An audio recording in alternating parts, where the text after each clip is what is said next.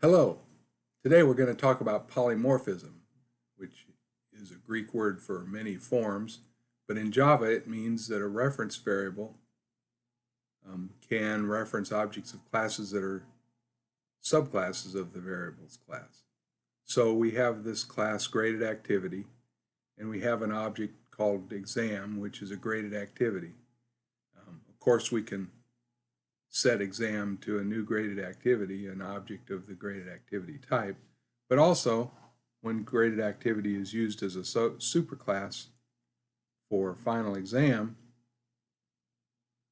then we can set an object of final exam to a graded activity variable. So here's the inheritance hierarchy. And so this is polymorphism in action. We can set a new final exam object to a graded activity reference variable.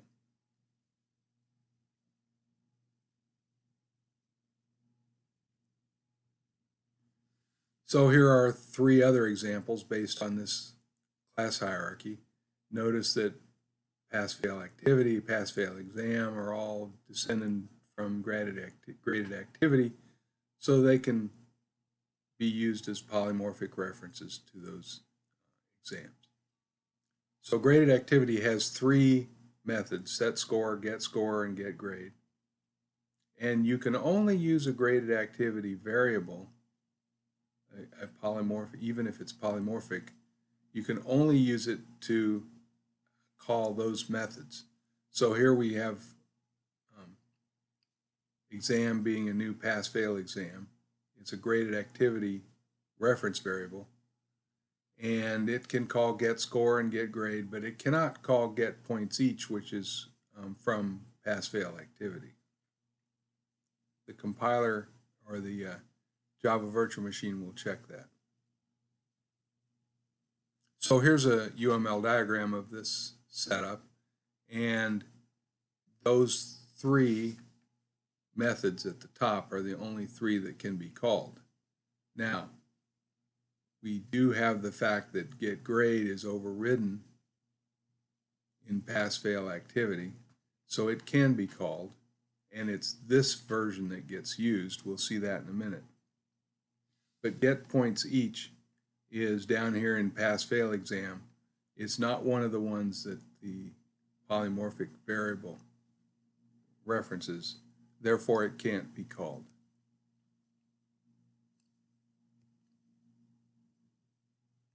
So which copy of getGrade gets used? Because there's two copies. Well, it's the overridden one. A variable that makes a call to that method that is overridden in the subclass calls the subclass's version.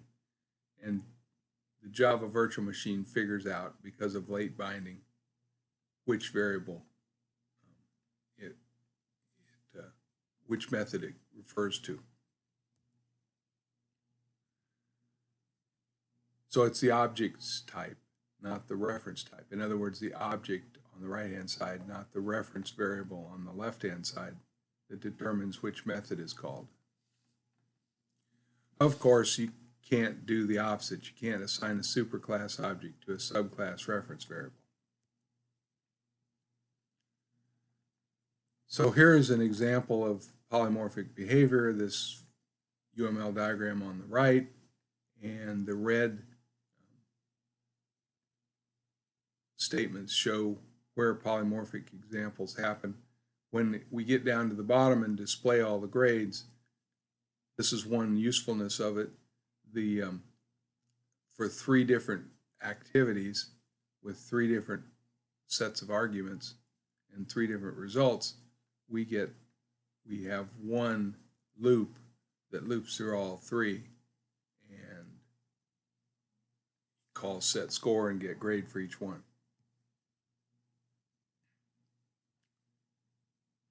So abstract classes are similar, but not exactly the same. We'll get back to polymorphism in a minute. But an abstract class can't be instantiated on its own.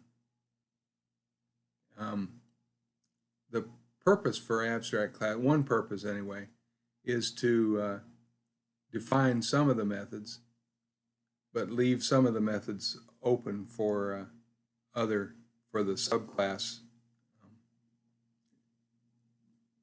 to implement.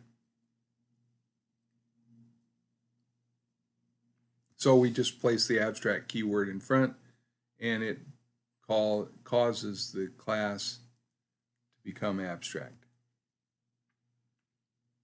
So an abstract method has no body, has to be overridden in a subclass. So when you instantiate a subclass, it has to override any abstract methods.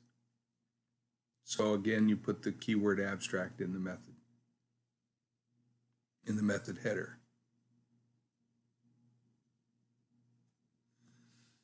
So, by the way, this is just like an interface, but in terms of defining the methods, we have the method header here, and the method header name is set value, but it's abstract, which means that it's not defined in the abstract class, only in subclasses. So it's just the method header that shows up.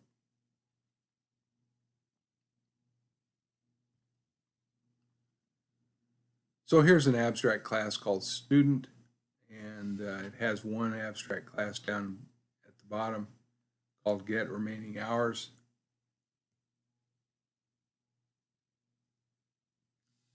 So a gen ed,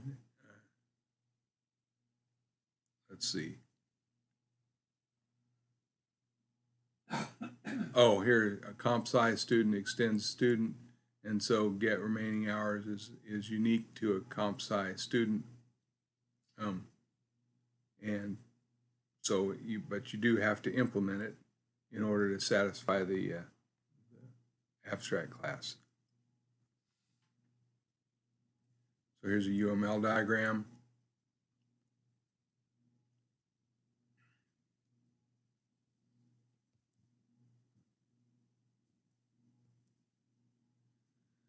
So if you had the following class hierarchy, you would have polymorphism in effect, because staff member turns out it's going to be abstract. How do we know from the UML diagram? Well, because it's italicized. That's one of the keys in UML to show that a class is abstract.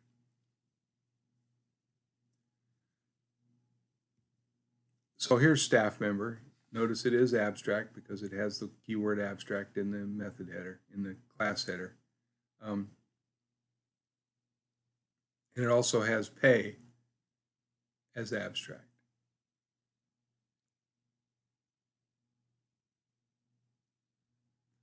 By the way, this pound sign means that the keyword, that the data type is protected, which means that a subclass can reference it directly. So go back to the inheritance slides at the very bottom, at the very end, and you'll find this chart that shows when and where protected and other types of classes are visible. So in this case, staff member is abstract, and pay is one method that's abstract. ToString and the variables themselves and the constructor are not abstract. They're implemented. So we're going to see why this is useful. So here's a volunteer that extends staff hours, and when you call pay, it returns 0 because he's a volunteer. He doesn't get paid anything. Here's employee that also extends staff member. Here's the other way in UML of noting that it's abstract by putting in curly braces the word abstract. And so he his version of pay returns the pay rate.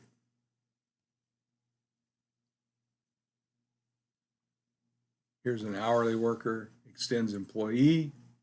Here's the UML diagram. And the pay has to do with the hours worked as well as the pay rate.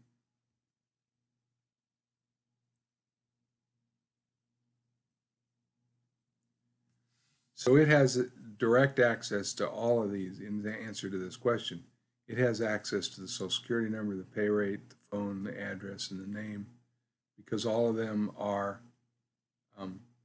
protected, plus the hours worked, which is private, but it's part of the hourly class. Here's executive, their pay, they have a bonus, and a method called award bonus, which is internal, although it is public, but it's internal. It's used just for the executive. So they all have, notice they all have this pay method, but it's defined differently. Up here it's not defined at all, just the header. And for each of these four types of employees and volunteers, it's defined differently. So now, being old school, I recognize this is the cast of Cheers, Sam and Carla and Woody and Diane and Norm and Cliff. And each of them is some of them are different types of employees. Sam is an executive, Carla is an employee, Woody's an employee, Diane is an hourly worker, Norm and Cliff are volunteers. So over here we have this is the class staff, and over here we have the payday method, and we call pay, but it's different for each of these employees.